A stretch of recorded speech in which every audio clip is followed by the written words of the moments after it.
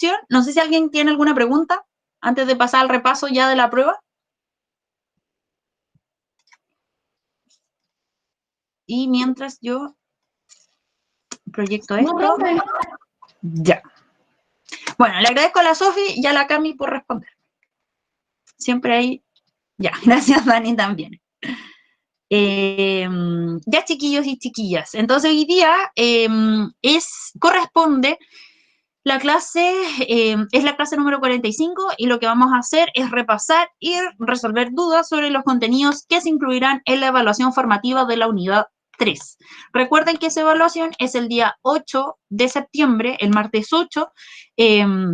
Nuestra clase ese día comienza a las 2 de la tarde, por lo tanto a esa hora va a empezar la prueba hasta las 3:30. La prueba consta de 18 preguntas de alternativa y 2 preguntas de desarrollo, ¿ya?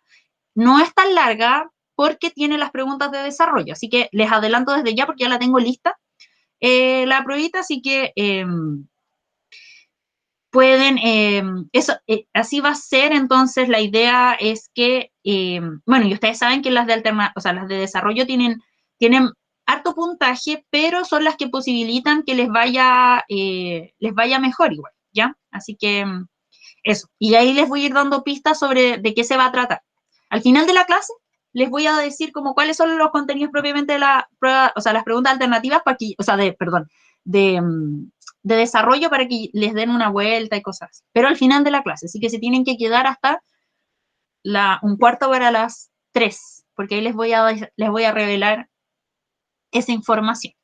Ya, entonces, bueno, en cuanto a los contenidos que entran en la prueba, principalmente en la prueba vamos a abordar lo que es neoliberalismo. Recuerden que esa fue la primera clase de este segundo semestre, y es algo que, bueno, partimos este semestre con neoliberalismo, pero lo vimos o estuvo más enfocado como en el tiempo actual, pero aún así también se incluyen preguntas con respecto a los orígenes del neoliberalismo, porque es un contenido que hemos venido trabajando durante todo el año, ¿ya? Entonces, y además es contenido del año pasado. Entonces, como que le hemos dado harto, hemos masticado mucha esa información, y me parece relevante como no solo hablar, o no solo, claro, hablar como del neoliberalismo actual, sino que es importante siempre contextualizarlo, especialmente cuando estamos en este momento histórico desde donde nos estamos replanteando los márgenes de la las nuevas reglas de la institucionalidad. Entonces, que es como el proceso constituyente. Entonces me parece súper relevante siempre tener en cuenta que el proceso constituyente tiene como base un modelo económico al cual responder, o que además podría eventualmente cambiar. También como contenido entra, ¿cuál video del neoliberalismo? Hay hartos. ¿Cuál video? El que vemos siempre, o sea, que hemos visto varias veces y hicimos una guía de eso. ¿El año pasado. documental? Sí, ese mismo. El documental siempre es bueno verlo. Siempre, siempre, siempre, siempre. Si ustedes me dicen, si me piden la opinión sobre uno de los mejores documentales de Chile, no, la historia de los documentales en Chile es ese. No, es que ese es muy bueno, realmente es está muy bien logrado. Es un poco largo, no sé si lo recomendaría. Ustedes que ya lo vieron, no sé si les diría que lo vieran completo. De repente podría haber alguna de las partes que quizás la del medio es como la más relevante. Bueno, también la última, porque hace la crítica, pero ustedes ya están expertos, se peinan con el documental. Por ejemplo, la primera parte ya no es tan relevante para efectos de esta prueba, porque yo no voy a preguntar sobre quiénes son los Chicago Boys, como dónde fueron a estudiar, como ese tránsito para efectos de esta prueba no es tan relevante. Lo que sí va a ser relevante son las ideas del neoliberalismo y los efectos que ha generado, porque la segunda parte, de alguna forma, del contenido es la otra clase que también tuvimos, que era sobre democracia y desigualdad. ¿Ya? En el fondo es un análisis, es un diagnóstico a cómo está la democracia, y una crítica al modelo económico, y también al sistema político, ¿ya? Entonces, yo tengo anotado, eso se los puedo dar en el otro bloque para poder buscar el archivo, si es que me acuerdan. Yo tengo anotados los minutos del documental que son como relevantes ver, que les podría servir para esta prueba, ¿ya? Pero me tienen que acordar porque ustedes saben que a mí se me olvidan estas cuestiones, que me voy en otras, por las ramas, así que si me avisan, sería genial, ¿ya? Cuando estemos en el recreo, ven que siempre se pueden conectar antes y me avisan y yo los busco y les mando los minutos, para que vean como exactamente lo que es necesario. Eso, hoy aprovechando como solo un momentito de desvío nuevamente, en Onda Media están subiendo, como que liberaron nuevamente muchos documentales como por el mes de septiembre, que es el mes de la memoria, y está súper bueno. Está el documental El diario de Agustín, que es sobre la historia del Mercurio y su vinculación con la dictadura militar. Está Nostalgia de la Luz, de Patricio Guzmán, que es de derechos humanos, es precioso ese documental. También está Botón de Nácar, que también es de memoria, pero tiene que ver, no tanto con, bueno, tiene que ver con dictadura, pero lo vincula con los pueblos indígenas. Es preciosos ambos documentales. Está Cabros de Mierda, que me lo había recomendado la Sofi, y yo la voy a ver, sí o sí, esa película ahora. ¿Y cuál otra? La ciudad de los fotógrafos, que también es un documental precioso, que es el rol de los fotógrafos en dictadura. Yo lloré con ese documental. Y creo que está también Estadio Nacional, que desde mi punto de vista es uno de los mejores documentales sobre dictadura que se han hecho. Muy crudo, sí. Eso, como que se los dejo ahí para que puedan explorar, aprovechen porque no siempre esos documentales están liberados. Y ahora con la pandemia hemos tenido la suerte de poder acceder a ese material audiovisual que desde mi punto de vista Chile tiene muy buenos documentales. Ya, y ahora, sin más que decir, paso a los contenidos. Y me voy a salir. Ya, entonces lo primero, esta clase la he hecho tantas veces, y tantas veces con ustedes, la he repetido muchas, pero bueno, estoy disculpada porque esta es clase resumen, así que está bien hacerlo de nuevo. Como les decía, el primer como gran contenido que vamos a abordar y que entra harto, hay hartas preguntas sobre neoliberalismo, o sea, como cuál es el gran tema que vamos a abordar, neoliberalismo, y hay muchas preguntas de eso en la prueba. Ya es un tema fuerte porque, porque es relevante saberlo, porque es nuestro modelo económico, porque ustedes tienen que terminar tienen que terminar el colegio manejando muy bien los pros y contras de este modelo, con todas las herramientas para poder emitir opiniones lo más como, no sé si elaboradas, pero sí responsables, eso, las opiniones más responsables con todos los antecedentes históricos y también desde perspectivas políticas, sociales, bueno, y evidentemente económicas, ¿ya? Entonces, bueno, como les decía, esta prueba no está orientada a los orígenes del neoliberalismo, no vamos a abordar, o sea, solo mencionar para que quede en la posteridad de este video que el neoliberalismo comienza o se instaura en Chile a propósito de este grupo de economistas chilenos que se va a estudiar a Chicago, a la Escuela de Economía, va a hacer sus programas de magíster y doctorado, donde se encuentran con la teoría de Milton Friedman, quien ya venía desde un tiempo desarrollando esto, y Chile, por lo tanto, va a ser uno de los primeros países en implementarlo como fidedignamente. Este es un esquema del cual yo me siento muy orgullosa de haber hecho, y que ustedes seguro que ya tienen mega como incorporado en sus memorias, porque sus memorias visuales, porque lo hemos abordado muchas veces, que es el resumen de los modelos económicos en Chile, porque es relevante siempre tener este esquema en mente, porque para que nos demos cuenta que siempre hemos estado bajo un modelo capitalista, siempre nuestros modelos económicos han estado bajo esa base, y desde allí se han construido tres grandes modelos que no han cambiado mucho como a lo largo del tiempo, que este famoso crecimiento hacia afuera. Chile crece en la medida que el exterior es capaz de comprar todo lo que nosotros exportamos. Recuerden que nosotros tenemos una vocación monoexportadora, extractivista, ya de capturar todo o aprovechar todos los recursos, las materias primas con las cuales cuenta Chile y poder exportarlas, y así fue que se mantuvo por casi 100 años en la primera, como este primer gran momento de los modelos económicos, cae con la crisis económica del 29 y luego se trata de experimentar un nuevo modelo económico muy de la mano de lo que se estaba dando en términos mundiales, que es este modelo ISI de industrialización, que comienza, recuerden, con los gobiernos de el Frente Popular, se intensifica bastante en ese periodo, luego, y que yo creo que la expresión máxima como de querer implementar ese modelo fue, bueno, por una parte con Frei Montalva y luego con Salvador Allende, pero que termina en términos económicos muy mal el país, ya teníamos muy malos indicadores económicos y que eso se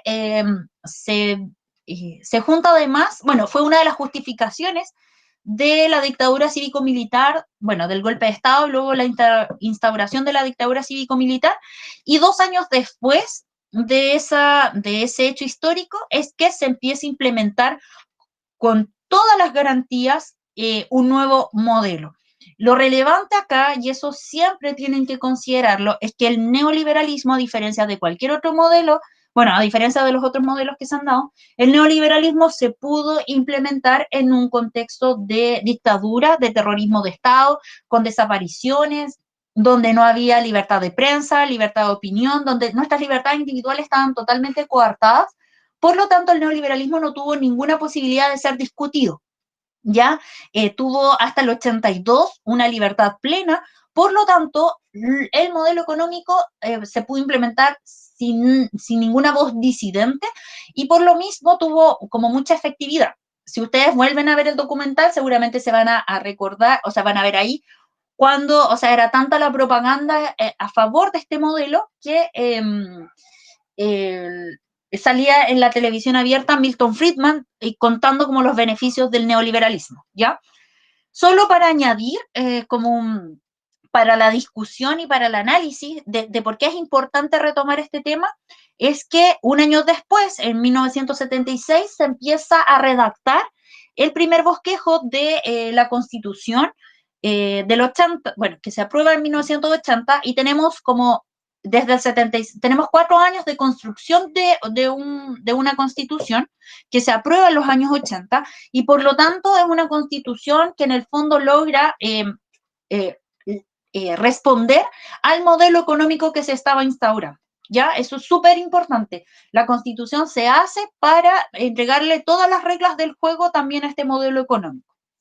Ya eso es tremendamente relevante ahora que ustedes saben que estamos en este proceso constituyente y que seguramente mucho de la discusión va a ser en función al modelo económico. Bueno, entonces la pregunta obvia que queda siempre es ¿qué es el neoliberalismo? Y como yo se los he repetido bastante en muchas ocasiones, lo más importante del neoliberalismo es que es una teoría económica que lo que busca es que el Estado intervenga lo que menos pueda en la economía. Ojalá no interviniese en nada. Eso es súper relevante, es tremendamente relevante porque lo que se busca es que en el fondo el país esté lo más expuesto a los flujos económicos internacionales, ¿ya? Hoy día que estamos en un mundo globalizado es bastante fácil de poder desarrollar este tipo de enfoque, ¿ya? ¿Cómo lo hace o cuáles son las propuestas del neoliberalismo? Por una parte, miren, a mi perro no le gusta el neoliberalismo, parece, ya. No sé si lo escuchan, pero siempre hasta ahora se pone a ladrar. O le gusta mucho quizás. Bueno, es la apertura a los mercados internacionales. ¿Y cómo es esta apertura? Bueno, ay, perdón, me desconcentra este perrito. Ya, ahora sí. Ya, lo primero entonces es la apertura a los mercados internacionales a través de la disminución de los aranceles aduaneros.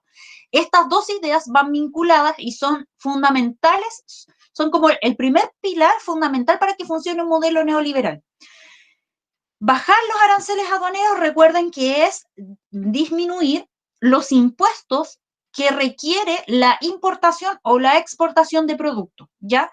Yo reduzco, no sé, a un 5, a un 2% un impuesto para poder exportar, por ejemplo, cobre, y también puedo reducir al mínimo la importación, por ejemplo, de tecnología.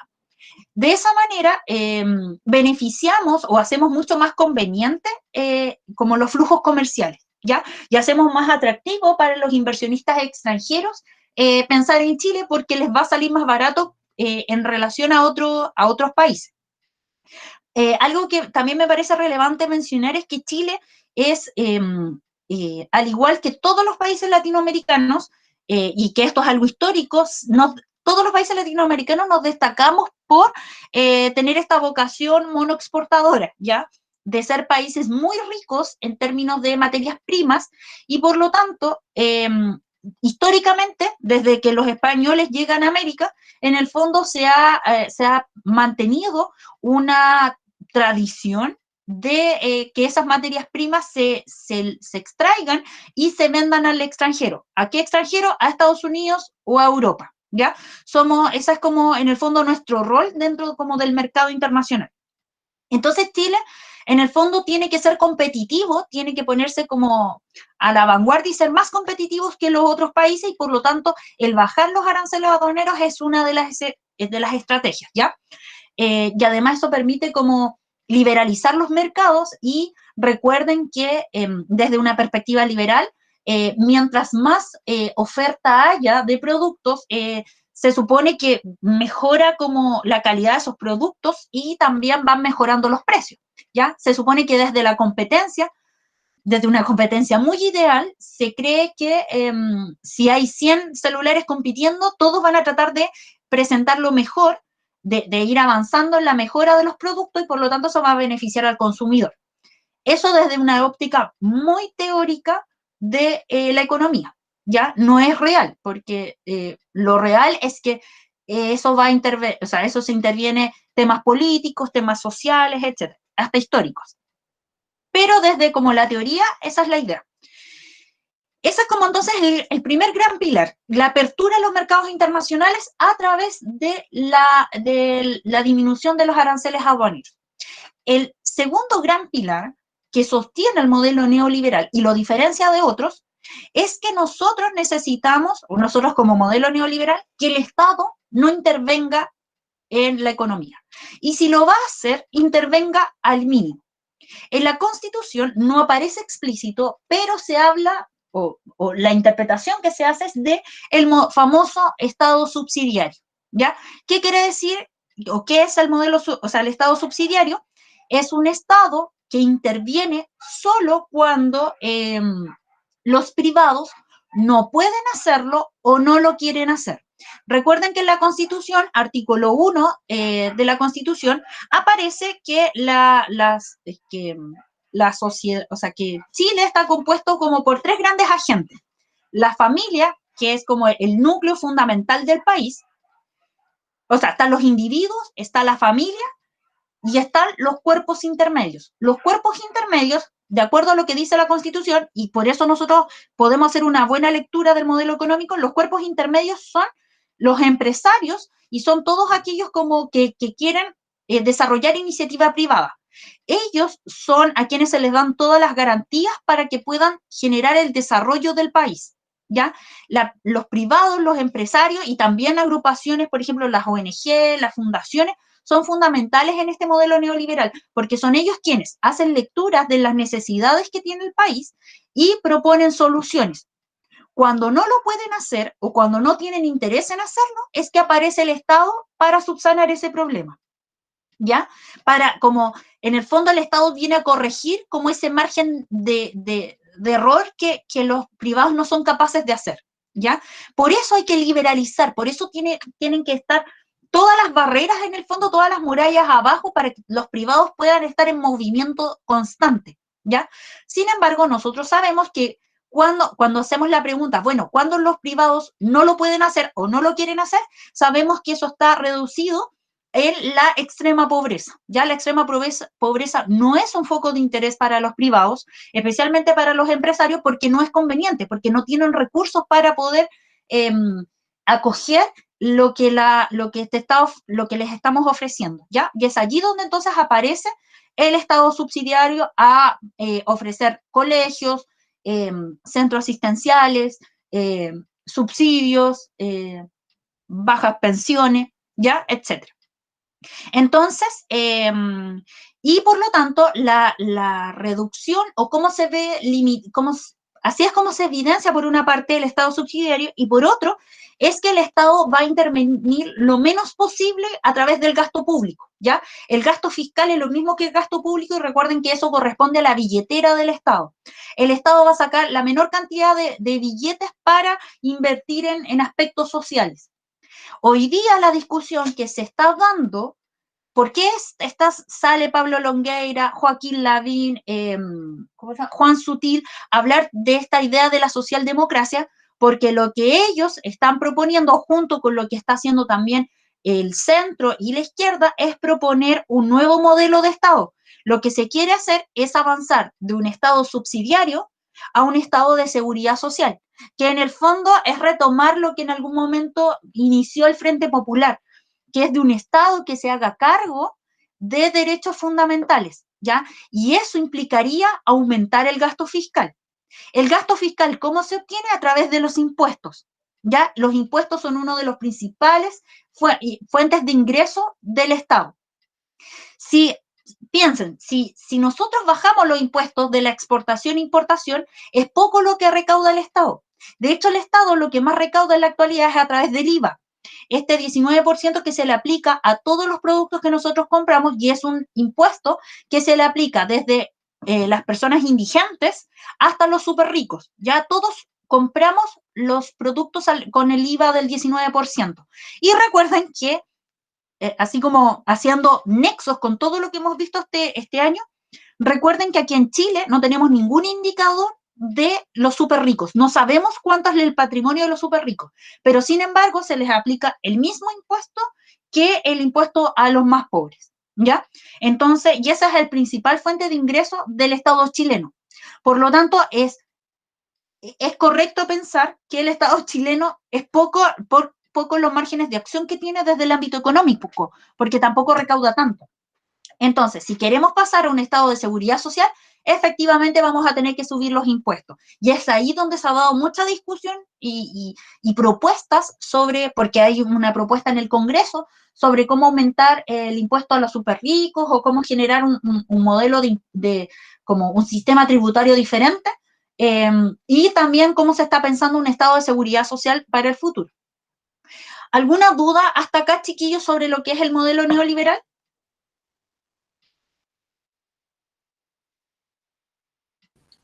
No, profe. ¿No? ¿Los demás, aparte de la Javi? No, profe. Ya. Yo quiero que ustedes después, si tienen que entrar a discutir en materia económica, lo hagan con este tipo de argumentos, pues chiquillos, ¿ya? Si van a criticar o van a avalar el modelo, lo hagan pensando en estos grandes pilares, ¿ya? Eso, recuerden, el Estado interviene, el Estado en un modelo neoliberal interviene, porque el año pasado creo que tuvimos confusiones con ese tema. El Estado va a intervenir, pero solo cuando los privados no sean capaces de hacerlo. Yo tenía la Constitución acá, pero ya no sé dónde se quedó. Pero voy a buscar para que ustedes después puedan comprobar qué es la crítica que se le hace, para que podamos ver cómo la Constitución en el fondo delimita los mecanismos de cómo se puede modificar, o sea, cómo actúa el Estado, ¿ya? Y cómo actúa el modelo, eso. Ya, entonces ahora pasando como ya hablamos de las principales características del modelo, pasemos a hablar sobre cuál fue la forma en que recuerden que uno de los primeros, acá, el primer punto es la apertura a los mercados internacionales. Por lo tanto, Chile necesitaba insertarse en los mercados internacionales. ¿Cómo lo hizo? A través como de 3 grandes etapas. La primera fue de la apertura unilateral. Recuerden que es cuando se establecen la reducción de aranceles aduaneros, pero que Chile las establece como en general, ya como que es casi, no sé, un aviso a los países del extranjero diciendo cómo Chile va a presentar con respecto a sus competidores aranceles aduaneros más convenientes, ¿ya? Es como cuando los bancos te ofrecen tasas de interés más bajas, cuando tú quieres un crédito, bueno, Chile ofrecía aranceles aduaneros convenientes para quien quisiera establecer relaciones comerciales con nosotros. Esa fue la primera, pero yo les contaba que en dictadura fue complejo llevar adelante esto porque, como es una dictadura y es una dictadura que viola derechos humanos, muchos países se negaron a establecer relaciones comerciales hasta que no se regresase a un modelo de garantías de derechos fundamentales y de democracia, ¿ya? Países, por ejemplo, como México, no estuvieron de acuerdo con negociar o establecer relaciones comerciales con Chile. Por lo tanto, para el retorno a la democracia fue tremendamente importante para los gobiernos de la concertación. Recuerden que todos los gobiernos, desde Patricio Elwin hasta Sebastián Piñera en la actualidad, lo que han hecho sin distinción es perfeccionar este modelo, ¿ya? Quizás en algunos casos hacerlo más justo para algunos, en otros casos hacerlo más justos para otros, pero todos han tenido como base el neoliberalismo. Nadie ha buscado modificarlo, ¿ya? Quizás lo más innovador que se ha logrado hacer en función como, o a esta idea quizás de cambiar la ruta del Estado subsidiario al Estado de seguridad social, vendría a ser quizás el segundo gobierno de Michelle Bachelet, quizás, con reformas que no fueron aprobadas, pero no se cambia el modelo neoliberal, solo se mejora la actuación del Estado, ¿ya? Que, ojo, eso es como la discusión que hoy día se da a nivel de cómo queremos cambiar la Constitución. Ya nadie está discutiendo, por si a ustedes les interesa dar esa discusión y proponerla, nadie hoy día se está cuestionando el cambio de modelo, ¿ya? Solo se piensa el rol del Estado, solo se está pensando eso, ¿ya? El rol del Estado, pero pocos se están dando la discusión sobre cómo como el tema del modelo, y que yo considero que es importante, porque deberíamos no solo ser exportadores de materias primas, sino que también desarrollar otras ramas económicas y además pensar en y pensar como la extracción de materias primas en función a la relación con el medio ambiente. Bueno, entonces, la segunda gran etapa de esta inserción a los mercados internacionales es la apertura bilateral, que es el establecimiento de, de acuerdos entre Chile con otro país, ¿ya? Y es el de establecer ciertos aranceles que van a ser convenientes para uno y otro. La apertura bilateral es donde se sienta a conversar, por ejemplo, Chile con Estados Unidos y acuerdan cuáles van a ser los productos que van a tener, por ejemplo, aranceles diferenciados más bajos. Por ejemplo, a Estados Unidos, no sé, le interesa el cobre. Entonces le dice a Chile, oye, por favor, como me puedes, no sé, dar un arancel más conveniente para que nosotros podamos comprar cobre chileno. Y Chile dice, por supuesto, pero yo necesito que, por ejemplo, tú me ofrezcas aranceles convenientes para que nosotros podamos comprarte tecnología, ¿ya? Entonces, por ejemplo, no sé, con Francia, como lo que leíamos en una de las actividades, nosotros les vendemos, por ejemplo, productos agrícolas y ellos nos venden también otros productos como que nosotros no tenemos, ¿ya? Y no es que todo lo que nosotros vendamos como país se les bajan los aranceles, son ciertos productos de acuerdo a los tratados que se establecen, ¿ya? Además, se establecen fechas también y eso, por lo tanto, la garantía de un tratado de libre comercio es que países pequeñitos como Chile no van a ser pasados a llevar, por así decirlo, por los grandes como gigantes económicos como China, Estados Unidos, Rusia, la Unión Europea, Japón, Corea, que tienen mucho más poder que nosotros, Canadá, no sé, o incluso, muchos de los países que conforman la PEC. Chile no es porque como es pequeño Chile y es una economía que está como en vías de desarrollo, de acuerdo a los otros, perfectamente, como veíamos en el ejemplo de una de las actividades, países como Francia pueden ir y pasar a llevar nuestra economía y dañarla, y nos vemos perjudicados porque ellos tienen muchos más recursos. Lo mismo que una economía como Estados Unidos, como lo que pasa en las relaciones Estados Unidos-China, ¿ya? En cambio, si establecemos tratados de libre comercio, que son las formas o tratados bilaterales, que son las formas donde tenemos un contrato en el fondo, donde hay acuerdos mínimos que no se pueden pasar a llevar. Y además lo otro conveniente de los tratados de libre comercio, bueno, nos aseguran evidentemente como que ciertos productos van a ser más convenientes para nosotros y que independiente, por ejemplo, si hay crisis económica, se nos van a respetar esos aranceles. Porque algo que sucede en 1930 con la crisis económica de esa época es que, por ejemplo, como bueno, hay una crisis generalizada, los países dejan de comprar como de un día para otro el salitre, y por eso nuestro precio cayó al mínimo, hay una deflación gigantesca, ¿ya? Los precios de salitre se desplomaron.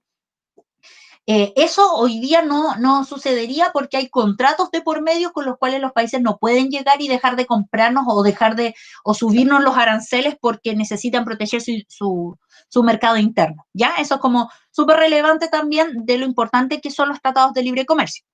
Entonces, en síntesis, lo que da la apertura bilateral lo que hace es dar garantías de igualdad de condiciones en la competencia del mercado, ¿ya? Eso es como súper relevante. Y eso yo les contaba que quien lidera esta apertura bilateral son los gobiernos especialmente de Eduardo Frei Ruiz-Tagle y de Ricardo Lagos. Son dos de los presidentes que más desarrollan la apertura bilateral, que luego permanece, que luego sigue siendo perfeccionado con los dos gobiernos de Sebastián Piñera y de Michelle Bachelet. Y la tercera gran etapa es las negociaciones multilaterales, ¿ya? Que es cuando Chile se incorpora a estos tratados o a estos como grandes acuerdos que involucran a dos o más países o grupos de países, ¿ya? Uno de los más importantes en los cuales nosotros estamos involucrados es la APEC, que es el, ay, el foro de... Ay, ¿cómo es el...? Esperen, deje buscarlo, se me acaba de ir el nombre. APEC, esperen, se me fue. El Foro de Cooperación Económica de Asia-Pacífico. Recuerden que la APEC es la agrupación de países que tienen costa en el Pacífico y que agrupa a Chile con, por ejemplo, países como Perú, México, Canadá, Estados Unidos, China, Japón y muchos más. Ya no me acuerdo ahora de otros. Y que, por lo tanto, y que son dentro como del concierto internacional, uno de los más importantes, porque recuerden que cerca como el 50% de la economía se mueve entre todos estos países, ¿ya? Pero no solo eso, no solo como que integra las negociaciones como comerciales multilaterales, no solo comprenden el integrar este tipo de agrupaciones, que yo en la clase que hice sobre esto, y aparece también en la guía de esa clase, está el detalle por ejemplo, que implica pertenecer al Mercosur, a la PEC y a otros tipos de agrupaciones. Está también la CAN, que es la Comunidad Andina, y otros más. No solo comprende como agrupaciones que tengan un carácter netamente económico, sino que también como el abrirse a tratados como multilaterales, por así decirlo, también involucra que Chile pueda estar o pueda pertenecer a agrupaciones sí, agrupaciones que tengan carácter más bien políticos, como es el caso de la ONU o como es el caso de la OCDE, ¿ya? O de la OEA. ¿Ya? La ONU es uno de los más importantes, la Organización de Naciones Unidas, porque pertenecer a la ONU implica que nuestro país es un país que tiene como principio la democracia y que además, y que esa democracia tiene como base el respeto a los derechos fundamentales. Nosotros podemos criticar muchísimo esa visión, especialmente con lo que ha ocurrido en el último año, por así decirlo, con el actuar del Estado chileno, pero aún así, pero seguimos perteneciendo a lo que es la ONU y es tremendamente importante que internacionalmente se nos vea como un país que protege su democracia y que protege los derechos humanos. Por eso, la alternativa a la crisis social que se estaba dando en octubre, noviembre del año pasado fue el plebiscito. ¿Por qué, fue la opción en función de los derechos fundamentales? Porque el plebiscito, recuerden, a propósito de la clase que yo les hice sobre el proceso constituyente, el plebiscito es una de las expresiones del poder constituyente, ¿ya? El poder constituyente es el poder de cambiar, es el poder originario, es uno de los poderes más importantes como de la política, ¿ya? Desde donde se construyen las bases de un Estado, ¿ya? El poder constituyente derivado recae en el Congreso. Nosotros como pueblo, como nación, en nosotros recae ese poder originario. ¿Desde cuándo Chile está en la ONU? Desde que se crea la ONU. Desde los años, la ONU se crea en el 48, y inmediatamente, o sea, al tiempo después, Chile integra ya las filas de la ONU, y eso es súper relevante porque para dictadura, bueno, se hizo como una campaña por parte de los exiliados de dar cuenta sobre las violaciones a los derechos humanos que hubo en Chile entre el 73 y el 89, y si bien la ONU condenó eso, no sacó, por así decirlo, a Chile de la ONU, ¿ya? Que era, por ejemplo, algo que se solicitaba ahora en el fondo se suspende la participación de los países, que era algo que también se estaba pidiendo para Venezuela, con lo último que estaba sucediendo, o se ha pedido, no sé, con países como Cuba y cosas así, ¿ya? Entonces, no solo las relaciones multilaterales, y esto es súper importante que lo tengan, que lo anoten, las relaciones multilaterales no solo comprenden el que Chile establezca acuerdos económicos con muchos países, con muchos grupos de países, sino que también involucra el acuerdo político con muchos países.